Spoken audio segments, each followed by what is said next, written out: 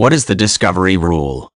The discovery rule is a common law doctrine that often applies to cases in which a statute of limitations is involved. A statute of limitations is a set period of time in which a lawsuit is considered reasonable. Once beyond this set period a party that wants to sue may have no legal recourse. The discover rule suggests that the statute of limitations begins, not at the time of the unlawful event, but rather from the time that the suing party became aware of the breach. The discovery rule is unevenly applied, and may be discarded by judges who disagree with the claim. This rule is important because unlawful acts do not always have immediately known or foreseeable consequences. If a worker is unknowingly exposed to harmful chemicals, leading him or her to develop a serious medical disease 10 years later, the discovery rule suggests that the statute of limitations on suing a negligent employer would begin when the illness was first detected, not at the time of the unwitting exposure.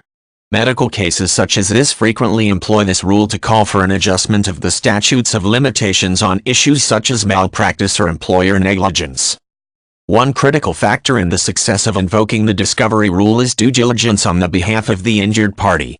If, in the example above, the worker had consistent symptoms throughout the 10-year period, but did not get medical attention until the 10-year mark, a judge could decide that the worker had not shown due diligence. This is one of the issues that makes the application of the discovery rule somewhat subjective, as it is up to the individual judge to decide what the injured party could or should have known. Traditionally, the discovery rule has not applied to mass media libel cases. This means if a person insults someone in a published book, the statutes of limitation for a libel case generally apply, even if the injured party does not find out about the book for many years. The justification for this is that the book was publicly available and at any time open to discovery.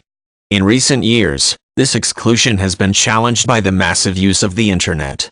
Critics of mass media exclusion suggest that, while public, libel on a blog or personal website may be nearly impossible to find unless a plaintiff knows exactly the right search terms to use.